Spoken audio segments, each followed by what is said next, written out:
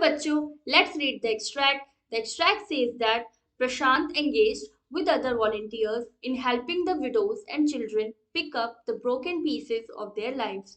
The initial government plan was to set up institutions for orphans and widows. However, this step was successfully resisted. प्रशांत कुछ और volunteers के साथ उसने ये decide किया कि मैं विडो यानी विधवा और चिल्ड्रन जो थे उनकी मदद करूंगा अपनी जिंदगी के बिखरे हुए टुकड़े जो है वो एकजुट करने में, यानी कि उनकी जिंदगी फिर से एक नए सिरे से वो शुरू करें, उनमें मैं उनकी मदद करूंगा।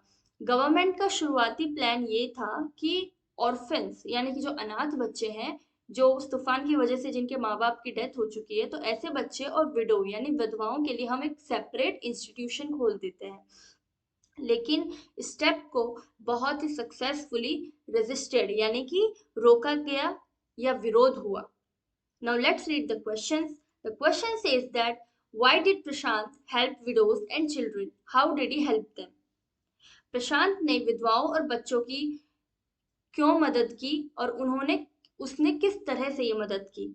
And the second question is why was the government plan of rehabilitating orphans and widows resisted? Was this resistance successful? How?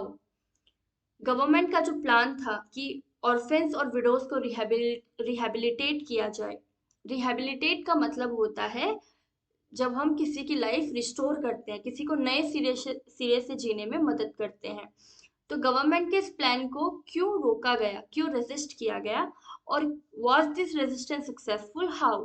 क्या ये रेजिस्टेंस, ये जो विरोध था इस प्लान के खिलाफ, वो सक्सेसफुल हुआ, और अगर हुआ तो कैसे हुआ। Now let's understand the key concept. So the key concept here is Prashant helping out widows and orphans. प्रशांत ने किस तरह से विडोज की और ऑर्फेंस की मदद की। प्रशांत helped widows and children because he wanted them to move on with their grief and start a new life. He persuaded the women to start working in the Food for Work program started by an NGO, and for the children, he organized cricket matches. प्रशांत ने widows और children की मदद इसलिए की क्योंकि वो ये चाहता था कि वो अपने दुख से उभरे, ग्रीफ यानी दुख से उभरे और एक नई जिंदगी शुरू करे। उसने वुमेन को परसुएड यानी एनकरेज किया कि वो काम करना शुरू कर दे।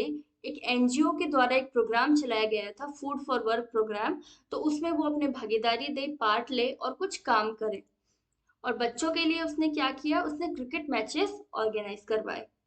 Now let's understand the second question, was this resistance successful? How? किस तरह से इस रेजिस्टेंस को सक्सेसफुल बनाया गया। The government's plan was resisted because Prashant and other volunteers were of the opinion that in these institutions, children would grow up without love and widows would suffer from stigma and loneliness. Rather, they should be resettled in their own community. Government के plan को इसलिए रोका गया क्योंकि प्रशांत और जो बाकी के वॉलंटियर्स थे, वो उनका ये ओपिनियन था कि ऐसे इंस्टीट्यूशन अगर खोले गए तो बच्चे यहाँ पर बिना प्यार के बड़े होंगे, और जो विधवाएं हैं वो स्टिग्मा और लोनलीनेस से सफर करेंगी। स्टिग्मा यानी धब्बा, जो एक सोसाइटी विधवा पे धब्बा लगा देती है और उसे अकेला कर देती है। लोनलीनेस यानी अकेला होना। तो ऐसे इंस्टीट्यूशन में ना तो विधवाएं खुश रहेंगी और ना ही अनाथ बच्चे।